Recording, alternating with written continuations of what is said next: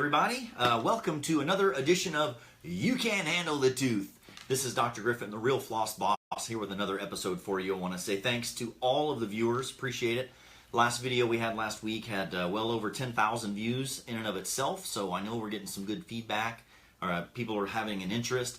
I love the questions that keep coming in. I use questions that patients ask me when they're here, questions we get on the phone, and I get had a couple of questions on Snapchat the other day, one from Saudi Arabia, from Brazil, and even from other parts of the United States. So it's really good. I think a lot of people are looking for a resource like this they can bounce ideas off of without having to go make a formal appointment somewhere and pay for an exam and everything. So anyway, keep the questions coming. I love them. Try to get to them as quickly as I can. So we have an episode today that we're going to talk about the Diagnodent. And you're like, Diagnodent. Everything's got to have a dent in it, right, for it to be dental. So Diagnodent. How do dentists detect cavities? All right, so there are several ways we do that. A couple of the ways you can do it yourself, right, is just visually. You can see how a tooth looks and if it doesn't look right. So teeth generally are supposed to be white. If they get brown or amber colors to them, then you might start to wonder, God, what's going on in there? So you take a look at it. Decay is typically amber or darker colored. And so anyway, so that's one of the ways we do it, is just by looking with our eyes. The second way, which is, all dentists do, is through x-rays. And people are always like, do I need x-rays? Because it does cost money to have them done. And I always tell patients the same thing, and that is you don't need them. It just depends on what your goals are. And if your goals are to keep your teeth and you want to avoid problems, then early detection is key. And so getting an x-ray done to diagnose some cavities that aren't bothering you so that they can be fixed sooner is always better than waiting until they hurt you and then you need like something bigger like a crown or even a root canal. So always get in and get it done, get the preventive stuff done so you can get these things fixed early. So x-rays is one way. X-rays are one way that you can pick up on cavities. Another way, which is super common, been around for as long as I can remember, is the Explorer. I'm going to bring this in a little bit so people can see it. Make sure I'm in focus or anything, Can you see? No, you're behind the clip. I am? There you go. Right there, okay. Yeah. So, I don't know if you can see that or not. Try to get out of the way. Super pointy. This side is a probe. This is the most common instrument held by a dentist or a hygienist, really. This side has little measurements on it we use for different things. But this is just pointy. That's all it is. It's called an Explorer. It's got a little hook here to make it easier to look around, and we don't really poke with it. We can, but usually you're held to retract stuff or look around or just detect things. And so this little pointy thing here is called an Explorer, okay?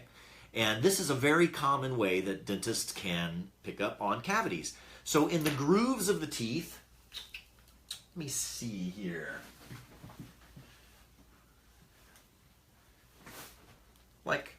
Let's see if we can zoom in on this real quick. So like this tooth, okay? Can you see that okay? Can you see the grooves in it? Come a little closer. Yeah, that's good right there. Okay? So you see there's lots of deep grooves in there. You know what loves these grooves? Cheetos, Oreos. Love it. They won't get out of those grooves. So when the sugar or the carbohydrates get stuck in the grooves, that's when the bacteria in the mouth interact with it and cause this disruption of the enamel structure, and it's softening. Okay, the enamel softens. So what do dentists use this Explorer for? Well, the Explorer, if you poke around on these teeth, I know I said earlier we don't poke with it, but we poke some with it. When you go into these grooves and you just kind of push down, you're testing to see if the tooth is hard. And if it's really hard and this Explorer doesn't stick, if I go into a groove and I have to tug to get it out, then you know that it's soft and that it's going into a cavity or a decay spot on the enamel. So you pull it out and you're like, oh yeah, you have a small cavity there because it's got a little stick to it. We call it sticky. That's one thing that this is used for. So we go in there and we see if it sticks. Okay. Now here's where the problem comes in though. If this Explorer is, you can imagine, we're not doing a lot of damage. This isn't like a working tool, that much, but dentists will keep these for a long time. They get autoclaved, they're totally clean. But if it's 10 years old, I promise you that this tip is not as sharp as it is when you buy a brand new one. It's a little more dull. And when you take something that's really pointy, it can pick up on smaller cavities than when you've got something that's rounder, doing the same kind of poking around. Okay, so if it's a worn out Explorer, you're going to pick up the decay when it's a little more advanced. All right, so that's the whole thing about Explorers. They could be sharpened, but most of the time they just buy new ones when they need updating. Okay, so Explorer, that's one way to pick up on cavities. Another way that sometimes dentists will use, they'll use a dye. It's called caries detector. And for those of you that didn't know, cavities, which is what everyone calls it, isn't the actual name of tooth decay. It's called caries, C-A-R-I-E-S. So dental caries. It's actually the most common disease in children. Dental caries. It's a bacterial infection that takes place in the teeth. So there's this dye. It comes in different colors. Generally, it's red, called caries detector. And you can put a little bit of this dye, almost like the disclosing tablets that you chew on to see about the plaque on your teeth. Something like that. This stuff you'll put it on the teeth in those grooves. You'll rinse it off, and if it stays in there, then it is stuck to decay, the sticky part of the teeth. So caries detector is one other method that you can use. And then lastly, one of the most modern, and there's even other things too, but the last one we're going to talk about today is this Diagnodent. Okay, Diagnodent.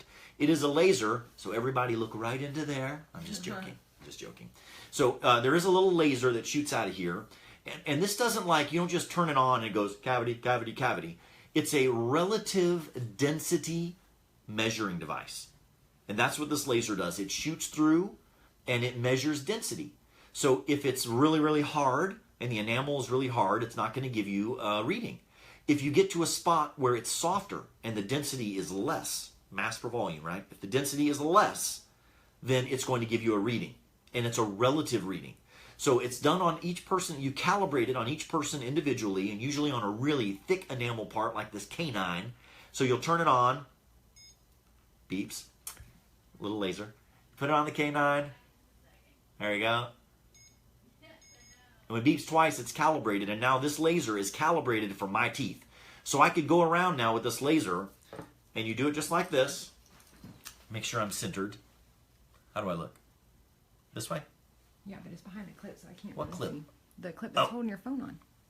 Right here. Hello. So, can you see that? Yes. Okay.